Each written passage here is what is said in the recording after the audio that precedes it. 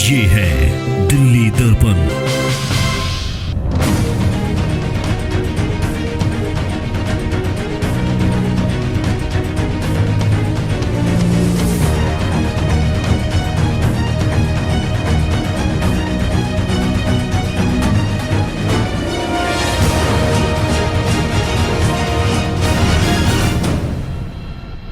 आज बहुत स्वागत का दिन है।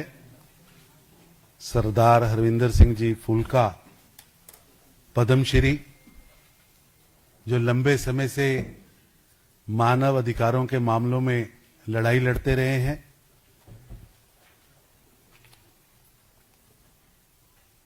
और जब 1984 में गांधी नेहरू परिवार के इशारों पर देश के 52 शहरों को शमशान बनाया गया और खासतौर पर दिल्ली में सिख कत्लो गारत की गई, तब देश के अंदर केवल भारतीय जनता पार्टी अकेली एक पार्टी थी जिसने बाजार से लेकर संसद तक आदरणीय अटल बिहारी वाजपेयी जी, स्वर्गीय अटल बिहारी वाजपेयी जी, स्वर्गीय मदन लाल खुराना जी के नेतृत्व में आवाज उठाई। उस समय यंग फुल्का जी 1984 सिख कत्लो गारत के दोषियों को सजा दिलाने के लिए सामने आए और लगातार 42 साल तो वो लड़ाई लड़ रहे ने। लगभग 70 तो ज्यादा लोगों को कतल के केसा जो उन्होंने सजा दवाई है सिर्फ 1984 सिख कतलो गारत। 250 तो ज्यादा अपराधियों को, दोषियों को सजा दिलाई। और जड़ा 1984 का दौर जो याद आता है, जो वोटर लिस्टां फड़ फड़ के कांग्रेस के लीडर ने कला कला सिख का घर, पंजाबी का घर लभ के उन्होंने साड़िया, जिंदा जलाया। उस वेले अटल बिहारी वाजपेयी साहब सामने आए सी, भारतीय जनता पार्टी सामने आई सी, और उस आवाज नूं अगे वधाउण दा काम, न्याय दिवाउण दा काम फुल्का साहब ने शुरू किया। और पूरे देश के अंदर फुल्का जी ने उस लड़ाई नूं अगे वधाया। 1993 जदों भारतीय जनता पार्टी की पहली बारी दिल्ली च सरकार बनी, उसले मुख्यमंत्री मदन लाल खुराना जी ने उन्होंने सलाहकार के रूप च अपने नाम लिया। और वो टाइम सी जदों न्याय मिलने की शुरुआत हुई। वो टाइम सी जदों पंजाबी भाषा दिल्ली के अंदर भाषा के रूप च उन्हें मान्यता मिली। वो टाइम सी जदों पंजाबियों के मुद्दों नूं बहुत अच्छी तरह सुलझाया भी गया, और बीइंग ए कानूनी सलाहकार, बीइंग एडवाइजर, उन्होंने सरकार नूं वो सारे काम जिहड़े पंजाबियों के हित च होने वाले सी उदों कीते भी। फुल्का साहब 2014 च लोक सभा का इलैक्शन लुधियाने तो लड़िया। लगभग 19,000 वोट तो रह गए, शायद लोक सभा सदस्य होंगे, फिर MLA भी बने और आम आदमी पार्टी के विपक्ष के नेता बने। आम आदमी पार्टी च लगातार जड़ा उत्थे घुटन महसूस कर रहे थे, क्योंकि जो अंदर गए तो और असल चेहरा सामने आया, और एक मौका आया कि लैजिस्लेटिव चुननी है कि सज्जन कुमार नूं सजा सुननी। सज्जन कुमार के केस च लगातार काम कर रहे सी। इन्होंने दोनों च एक नूं चुनिया और ओरी बदौलत सज्जन कुमार नूं सजा भी हुई, और लगातार पंजाब दे, पंजाबियों दे, पंजाबीयत दे, पंजाबी भाईचारे दे ये मुद्दे चुकते रहे हैं। और 1984 क्योंकि बीइंग ए पंजाबी साडे दिल के अंदर वो बड़ी टीस है कि पूरे देश के अंदर पंजाबियों नूं बदनाम भी किया। पंजाबियों नूं कांग्रेस पार्टी ने कल्ले कल्ले सिखां दे घरां नूं लभ लभ के वोटर लिस्टां फड़ के, वो दौर सी जो 500 रुपया रेट रखा गया सी एक सिख दे सिर दा। उदों अटल बिहारी वाजपेयी जी के आवाहन ते, मदन लाल खुराना जी के आवाहन ते भारतीय जनता पार्टी ने जिहड़ी शुरुआत की सी, और 28 साल के फुल्का जी ने उस लड़ाई नूं एक आगाज तक पहुंचाया। और अज भी उहदी लड़ाई नूं लड़ रहे, अज वो भारतीय जनता पार्टी च शामिल होए। मैं उन्हां दा भारतीय जनता पार्टी वालों बहुत स्वागत करना। ਪਾਰਟੀ ਦੇ ਰਾਸ਼ਟਰੀ ਅਧਿਕਸ਼ ਜੀ ਵੱਲੋਂ ਉਹਨਾਂ ਨੂੰ ਅੱਜ ਦੀ ਸਦੱਸਿਅਤਾ ਤੇ ਪਾਰਟੀ ਦੀ ਸੀਨੀਅਰ ਲੀਡਰਸ਼ਿਪ ਵੱਲੋਂ ਉਹਨਾਂ ਦਾ ਸਵਾਗਤ ਕਰਨਾ। ਔਰ ਮੈਂ ਸਮਝਦਾ ਇੱਕ ਐਸਾ ਚਿਹਰਾ ਜਿਨੇ ਕਾਂਗਰਸ ਦੇ ਉਸ ਅਤਿਆਚਾਰ ਦੇ ਖਿਲਾਫ ਲੜਾਈ ਨੂੰ ਇੱਕ ਕਾਨੂੰਨੀ ਰੂਪ ਚ ਲੜਾਈ ਨੂੰ ਇੱਕ ਆਗਾਜ਼ ਵੀ ਦਿੱਤਾ, ਇੱਕ ਅਲੱਗ ਲੜਾਈ ਲੜਦਿਆਂ ਹੋਇਆਂ ਜਦੋਂ 2014 ਸੀ ਸਰਕਾਰ ਚ ਆਏ ਸੀ ਤੇ ਫੂਲਕਾ ਸਾਹਿਬ ਉਦੋਂ ਵੀ ਇਸ ਲੜਾਈ ਨੂੰ ਲੜ ਰਹੇ ਸੀ ਔਰ ਉਸ ਸਿਫਾਰਸ਼ਾਂ ਚ 1984 ਦੇ ਸਿੱਖ ਕਤਲੋਗਾਰ ਚ ਜਿਹੜੇ ਲੋਕ ਉਸ ਲਈ ਮਾਰੇ ਗਏ ਉਹਨਾਂ ਦੇ ਪਰਿਵਾਰਾਂ ਨੂੰ ਭਾਰਤੀ ਜਨਤਾ ਪਾਰਟੀ ਦੀ ਸ਼੍ਰੀ ਨਰਿੰਦਰ ਮੋਦੀ ਦੀ ਸਰਕਾਰ ਨੇ ਨਿਆਂ ਦਿਲਾਉਣ ਦਾ ਕੰਮ ਵੀ ਸ਼ੁਰੂ ਕੀਤਾ। ਮੈਂ ਉਹਨਾਂ ਦਾ ਅੱਜ पार्टी चाहते बहुत स्वागत करना। मेरा आदरणीय हरदीप सिंह पुरी जी से आग्रह है कि वह भी संबोधन करें।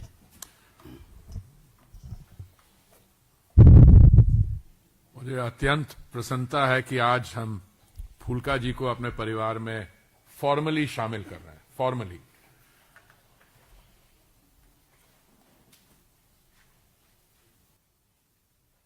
तरुण जी ने आपसे के सामने कई बातें रखी, अनिल बलूनी जी ने, पर मैं आपको ये बताना चाहता हूं कि मेरे लिए पर्सनली फूलका जी का फॉर्मली हमारे परिवार में शामिल होने का इट हैज पर्सनल सिग्निफिकेंस और मैं उसके बारे में आपको सामने की एक दो चीजें रखना चाहता हूं। देखिए, फूलका जी's name is not only a household name in India in the Sikh community, it is a household name all over the world. And let me explain why. That he is highly respected in the community would be an understatement. He is highly respected in the country. He is also highly respected outside the country. Why do I say that? देखिए, what happened in 1984, एक यहां पे शब्द इस्तेमाल किया गया कि उनको दंगे। मैं माफी चाहता हूं तरुण जी, आप मेरे बड़े क्लोज हो, पर वो दंगे नहीं थे। दंगा जो शब्द है या दंगे जो शब्द हैं, इसका मायना होता है, अंग्रेजी में इसको राइट्स कहते हैं। It can mean two opposing groups throw stones at each other, indulge in rampant violence, kill each other. What happened in 1984 was not a riot. It was cold-blooded killing of, I think, 2,300 innocent members of my community by a dispensation which has still not, in my view, appropriately apologized. The other day, sitting outside the Makkar Day gate, the honorable leader of the opposition mentioned or characterized one of our colleagues who was walking up the steps and called him a traitor. It's a very serious word to use. It also displays the inner mindset of the person. मैं आपको एक छोटी सी कहानी बताना चाहता हूं which relates to me personally. That Phulka ji and his wife were themselves able to escape from those atrocities is a documented fact. But so many of us in our families have had people in different parts of Delhi losing their lives, suffering at the hands of mobs which were out to lynch. There were people standing outside homes and said, in charcoal they were pointing out, yes, resident here is a Sikh, isko jala do. ऐसी चीजें हुई हैं. But in 2018, one such perpetrator of violence was sentenced. And that marked a 34-year struggle that our brother Phulka ji had waged. His name is a household name in the Sikh community all over the world because he identified himself with a cause. And as a very famous philosopher said, genius lies in identifying yourself with a cause. And this genius was hard work, pro bono. I don't know how many cases he has single-handedly fought. In the 9 years that I have been a minister, I am not exaggerating. I don't know how many times he has called me. He said, "Ye ho raha hai. Can we do something for him?" Even though I was not the concerned minister, I said, "Yes, we will do it. I will speak to my colleagues, whoever is the line minister." In 2005-06, I don't know, I was ambassador of India to the United Nations in Geneva. And the president, then President Shri Abdul Kalam, was visiting, and he had a minister accompanying him, who is one of the more notorious figures that Phulka ji has chased. How any government can think of appointing a minister accompanying the Honorable President of India, who has that kind of a track record, to me, that by itself is amazing. But you know, since I wear a turban, my beard was not as grey then as it is now. It is slightly pepperish, but when he met me there, he must have been a little startled to see a Sikh figure. So he asks me in a very funny sort of tone, "What is your position?" So somebody had to tell him I was the Indian ambassador. The then president had to collect him. He said, "He's not only our ambassador, he's worked with me." But I saw in that few minutes that mindset of his. He was uncomfortable in the company of Sikhs because of what they did. And that is some of the unfinished work. I have no doubt, Phulka ji, after you joined the Bharatiya Janata Party, आपका संबंध हमारे साथ बहुत पुराना है. अभी ये बता रहे थे तरुण चुग जी कि जब मदन लाल खुराना जी ने सरकार बनाई, आपकी कितनी आयु थी उस समय? 28 साल थे जब सरकार बनाई 91 35 साल की. उस समय आप खुराना जी के साथ एडवाइजर फॉर्मली बने. पर उसके अलावा मैं बता रहा हूं, मैं तो इनसे आयु में थोड़ा नहीं काफी बड़ा हूं, बट ओवर द इयर्स कोई कॉज हो, किसी विडो का 84 विक्टिम का राइट्स फिर मैं भी इस्तेमाल गलत शब्द कर रहा हूं, जो अत्याचार हुआ, किलिंग हुई, and it was unilateral killing. There was not that the Sikhs were going and doing it to the other community. So all I'm saying is, he's joining us. He is a highly respected figure. He is a totally dedicated person. His joining will not only give us strength throughout, but I also want to say something to him. Phulka ji, you are joining a party which is not just, हम विश्व भर में सबसे बड़ा राजनीतिक दल नहीं है. We are also the one party which is an agent of social transformation. जो माननीय प्रधानमंत्री जी ने सिख कम्युनिटी के लिए किया, आप सब इसके साथ फेमिलियर हैं. ब्लैक लिस्ट को क्लियर करना, करतारपुर लहंगा, बाकी पूरे आप देखिए, जहां पे भी सिख कम्युनिटी का इशू आता, प्रधानमंत्री सबसे पहले, वीर बाल दिवस, कोई भी इशू आता, prime minister always has a special, not soft corner, actively he has supported. But you are joining a political party जिसने in the last few years 270 million people moved out of abject poverty. A country 4 crore प्रधानमंत्री आवास योजना, जो women's, we are going from women centered to women led development. So you will also, I think, benefit from that. Pardon me for saying it, and you will give great strength not only in Delhi, Punjab, but throughout. And I heartily welcome you on behalf of my colleagues. धन्यवाद. अब मेरा आदरणीय फुल्का जी से आग्रह है कि media के साथियों को संबोधित करें.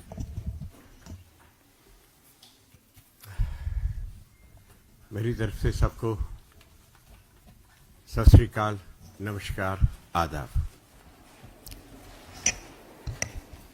पंजाब के एक गांव में मैं पैदा हुआ, वहीं पे परवरिश हुई, वहीं पे मेरी स्कूलिंग हुई. परमात्मा की अकाल पुरख की मेहर हुई कि जहां सुप्रीम कोर्ट में आके वकालत शुरू करी. वो दिन मैं कभी भी भूल नहीं सकता. 2 नवंबर 1984 जब मेरे घर पे हमला हुआ, मेरी वाइफ प्रेग्नेंट थी और इधर भाग रही थी, इधर उधर मुझे बचाने के लिए. हम फर्स्ट फ्लोर पे रहते थे. सीढ़ियों से मॉब ऊपर आया. हमारे जो लैंडलॉर्ड थे ग्राउंड फ्लोर पे रहते थे, बाहरी परिवार था, पंजाबी हिंदू परिवार था और वो बीजेपी के कट्टर सपोर्टर थे। वो मिसेस बाहरी आंटी जी सीढ़ियों में खड़े हो गए मॉब को रोकने के लिए। उतनी देर में उनकी नूह, उनकी डॉटर लॉ ने आके हमें भगाया और जाके अपने स्टोर में अंदर लगा के आगे रजाइयां रख के ताला लगाया। अगर वो आंटी, बाहरी आंटी उस दिन सीढ़ियों में खड़े होके मॉब को ना रोकते तो मैं आपके सामने ना होता। कसूर क्या था मेरा कि मैं एक सिख था। वो जो दिनों की, वो 3 दिनों की, आज भी वो 3 दिनों की जो स्टोरी है, जो भी कोई सिख दिल्ली में था उनको कहो वो 3 दिनों की हालत सुना दें। अगर कोई बिना आंखों में आंसू आए वो 3 दिनों की स्टोरी सुना दे तो फिर कहना, इतना बुरा हाल था। और ये जो पूरा जिनोसाइड नरसिंहार था, ये इंदिरा गांधी ने अपनी लाइफ टाइम में प्लान किया था और ये तो एग्जीक्यूट हुआ उसकी डेथ के बाद, क्योंकि वे मौका देख रहे थे सिखों का कत्लेआम करने का। अगर उसकी मौत ना भी होती उन्होंने फिर भी करना था जी। और ये जो प्लानिंग उनकी बहुत बड़ी। और उसके बाद क्या किया पूरी कांग्रेस सरकार ये लग गई एक नरेटिव सेट करने के लिए कि ये तो हिंदू वर्सेस सिख था, तभी रैट नाम दिया गया। पुरी साहब ने जो कहा ना कि रैट तो वो होता है कि ये तो हिंदू वर्सेस सिख था, हिंदुओं को गुस्सा आया तो जाके, मगर ये बिल्कुल झूठ था। ये कांग्रेस पार्टी वर्सेस सिख था। जो कांग्रेस के सपोर्टर थे वो सब सिखों को मारने में थे, चाहे वो मुस्लिम हो चाहे वो क्रिश्चियन हो। मैंने खुद केसेस किए, जजमेंट्स किए जिसमें दुली चांद, मोहम्मद अब्बास इकट्ठे एक्यूज्ड हैं त्रिलोकपुरी के केसेस में। बहुत से केसेस ऐसे हैं जितने कांग्रेस के सपोर्टर थे वो सब मारने में थे, जो कांग्रेस के सपोर्टर नहीं थे वो बचाने में लगे हुए थे। सिर्फ मेरे लैंडलॉर्ड नहीं, ऐसे और भी बहुत। रामविलास पासवान जी के घर को आग लगा दी क्योंकि उन्होंने सिखों को पनाह दी अपने घर में। पीछे की दीवार कूद के भागे तो अपनी जान बचाई। प्रकाश चंद पालम के एरिया में अपने नेबर को बचाते हुए उसको मार दिया, क्योंकि सज्जन कुमार ने कहा था जो हिंदू सिखों को पनाह देता उसको मार दो। जहांगीरपुरी में हरी सिंह और उसका भाई गंगाधर, उनको पीट के हरी सिंह को मार दिया, उसको आधा मरा करके छोड़ गए। इसीलिए तो ये हालत थी। और ये वाजपेयी जी की जो वाजपेयी जी के घर के सामने टैक्सी स्टैंड को आग लगाई, वो बाहर आके खुद गइयों को उसको पकाया उन्होंने। यह तक ये जो हालत थी तब उस टाइम की।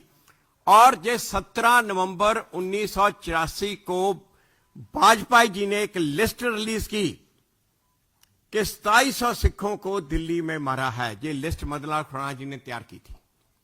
उससे पहले 3 दिन पहले क्या हुआ था, 14 नवंबर को उस टाइम के जो कांग्रेस के होम मिनिस्टर थे उन्होंने स्टेटमेंट दी कि सारे इंडिया में 650 सिख मरे हैं। तो जब इन्होंने 2700 सिखों की लिस्ट रिलीज की, कांग्रेस ने कहा वाजपेयी एंटी नेशनल है और उन्होंने कहा ये टेररिस्ट का साथ दे रहा है। और वाजपेयी जी के पास कुछ लोग आए और उन्होंने कहा कि आप इलेक्शन सर पे है, आप इलेक्शन की सोचो। वो कहते मुझे इलेक्शन की परवाह नहीं, मुझे देश की परवाह, मैं देश की सोचना है, मैंने देश को बचाना है। इलेक्शन तो हर 5 साल बाद आएंगे। और ये सभी ये पूरे का पूरा नानावती कमीशन का रिकॉर्ड में है, ये उनकी ये पूरी कंप्लीट स्टेटमेंट। और ये खुराना जी जब जैसे बताया, खुराना जी इतने कमिटेड थे। वैसे तो सारे अब सभी लीडर्स ने, जेटली जी ने भी बहुत हमारा साथ दिया, सुषमा जी ने भी साथ दिया, विजय कुमार मल्होत्रा, सब ने। खुराना जी तो इतने कमिटेड थे इस इशू के, उन्होंने मुख्यमंत्री बनते सार मुझे अपना एडवाइजर लगाया और तब 1995 में HKL भगत को जेल पहुंचाया। वहां ये था। और थ्रू आउट ये बीजेपी ने इस इशू पे थ्रू आउट साथ दिया, क्योंकि दिल्ली की बीजेपी, मैं आपको ये बताऊं, बीजेपी पार्टी, वैसे तो कोई मेरा दिल्ली में इनके साथ था, बीजेपी पार्टी इस इशू को ऐसे लड़ी, उनका अपना इशू है। इस तरह से अभी तक रविशंकर प्रसाद जब भी सुप्रीम कोर्ट में मुझे मिलते, शुरू से कहते हैं दूर से हमारा शेर आ गया, क्योंकि इन्होंने ऐसे लड़ाई लड़ी जैसे उनका अपना इशू है और मैं जो लड़ाई लड़ रहा हूं उनकी हेल्प कर रहा हूं। इस तरह की अप्रोच थी इनकी थ्रू आउट। जब बीजेपी ने इतना किया तो मैंने भी पार्टी के लिए अपनी जितना कर सकता था उतना दिया। मैंने पार्टी की लीगल टीम को मैं इनको हेड करता था, बिना कोई पोस्ट लिए, बिना ओहदा लिए। उन 2003 में जब ये सुप्रीम कोर्ट ने कहा कि नॉमिनेशन के साथ एफिडेविट फिल करने हैं, तब मैं इलेक्शन कमीशन का सीनियर स्टैंडिंग काउंसिल था। खुराना जी ने मुझे कहा, खुराना जी पार्टी प्रेसिडेंट थे, कि आपने हमारी टीम को गाइड करना है। मैंने इलेक्शन कमीशन से रिजाइन किया और 2003 से लेके 2013 तक दिल्ली में जितने इलेक्शन हुए, चाहे लोकसभा हो, चाहे असेंबली इलेक्शन हो, चाहे वो म्युनिसिपल इलेक्शन हो, तो इनकी जो टीम थी, जो लीगल टीम, वो सबको मैं हेड करता था। मैं सरसा जी को बता रहा था, सरसा जी ने पहला इलेक्शन लड़ा तो इनका नॉमिनेशन पेपर भी फाइनल मुझसे ही होके गया था। और ये अनफॉर्चुनेटली ये एक गलती हुई 2014 में। सोचा था कि ये पार्टी आई है देश को बदलने के लिए। कांग्रेस की इतनी करप्शन थी उस टाइम जब अन्ना आंदोलन चला, तो उनके साथ जुड़े, उनके साथ लगे। और मगर अंदर जाने के बाद, थोड़ी देर के बाद पता चला कि जहां तो हाथी के दांत खाने को कुछ और दिखाने को कुछ, ये हाल है। 2017 में जब मैं लीडर ऑफ अपोजिशन बना, तो जैसे चुग साहब ने कहा है कि मेरे पास बार काउंसिल ने कहा कि मिनिस्ट्री का ओहदा है, मैं प्रैक्टिस नहीं कर सकता। मैंने एक केस करने की परमिशन मांगी, वो कहते रूल अलाउ नहीं करते। तो मेरे पास यही था, जहां सज्जन कुमार का केस, सज्जन कुमार का केस फाइनल हियरिंग पे आ गया था हाई कोर्ट में। तो मेरे पास जा था, जहां मैं केस छोड़ूं, जहां मैं उधर मंत्री का उधर और वो छोड़ूं। तो क्योंकि वहां ये केस तो मेरे अलावा किसी और ने करना नहीं था, तो मैंने अपनी ड्यूटी समझ के कि शुरू से जो मुझे उस अकाल पुरख ने, परमात्मा ने मुझे ये मौका दिया ये करने का, तो मैंने ना कि सिर्फ लीडर ऑफ ऑपोजिशन छोड़ा, पॉलिटिक्स भी छोड़ के आके पूरा जोर लगा के यहां पे ये केस किए। और उस केस के रिजल्ट हुआ, सज्जन कुमार 8 साल हो गए जेल में है, लगातार जेल में है। और मैंने तो तब उस वक्त पॉलिटिक्स छोड़ के इसी काम के लिए लगे हुए थे। मगर आज जो पंजाब का हाल है वो देख के ना दुख होता है, दुख होता है। और अपने आप को गिल्टी फील करते हैं कि पंजाब में इतना बुरा हाल है, हम साइड पे बैठे हैं। लोगों ने भी कहना शुरू कर दिया ये हालत। अब ये पंजाब में, अब देखो, लॉ एंड ऑर्डर की सिचुएशन ले लो, गैंगस्टरवाद ले लो। मेरा ख्याल है कोई ऐसा अच्छा बिजनेसमैन या कोई अच्छा लैंडलॉर्ड नहीं है जिसको फरोख्ती की कॉल ना ही हो। करप्शन जहां तक हर दफ्तर में, ये इनके केजरीवाल का आदमी बैठा है कलेक्शन के लिए, इतनी ज्यादा करप्शन हो गई है। ड्रग्स का बुरा हाल। और सबसे जो बड़ा क्राइसिस पंजाब में है वो फार्मिंग का क्राइसिस है। जितनी रिपोर्ट अब तक आई हैं, सबने कहा है 2039 में पंजाब का ग्राउंड वाटर टॉक्सिक हो जाएगा, आप यूज नहीं कर सकोगे, निकाल नहीं सकोगे। और ये जमीन अब क्या 13-14 साल लगे, जमीन पंजाब की बंजर होने वाली है। और मैं पिछले कई सालों से इसके लिए काम कर रहा हूं पंजाब में, मगर अनफॉर्चुनेटली पंजाब सरकार को बिल्कुल परवाह नहीं है, बिल्कुल परवाह नहीं है इस चीज की। और आज मैं जो सोचता हूं, मेरे सभी दोस्तों ने, पंजाब में भी मेरे दोस्तों ने, यहां भी, उन्होंने सबने कहा कि इस सिचुएशन से अगर पंजाब को वापस ला सकती है वो सिर्फ बीजेपी ला सकती है, क्योंकि सेंट्रल सरकार और मोदी जी, एक बात और, मोदी जी पंजाब को और पंजाबियों को बहुत लाइक करते हैं। और मोदी जी पर्सनली मुझे भी बहुत लाइक करते हैं, 84 की, क्योंकि मैंने लड़ाई लड़ी है इसकी वजह से।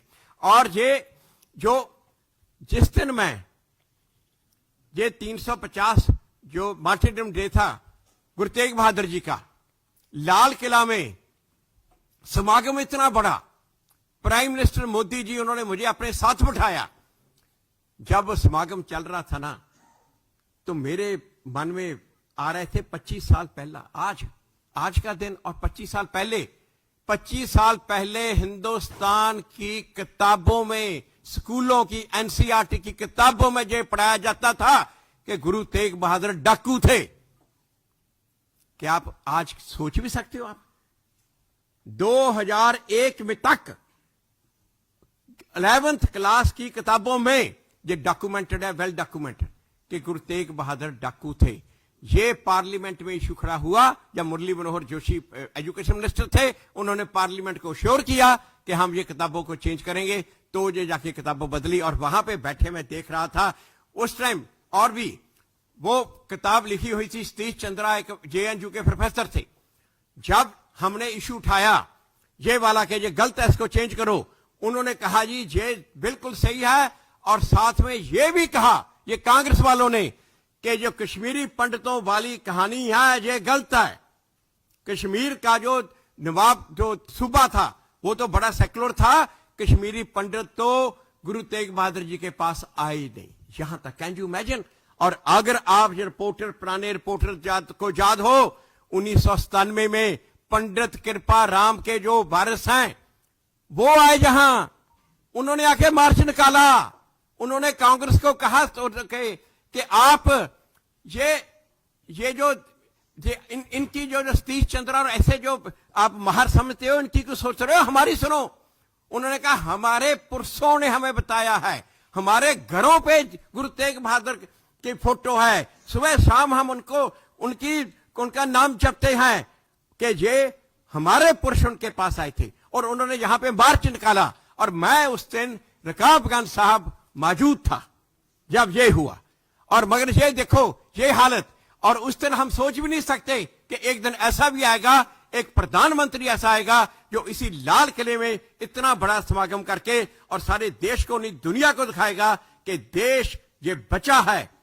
अगर यहां पे अगर सेकुलरिज्म बचा है और यहां पे आज हिंदू बचे हैं, तो वो गुरु तेग बहादुर की शहादत की वजह से।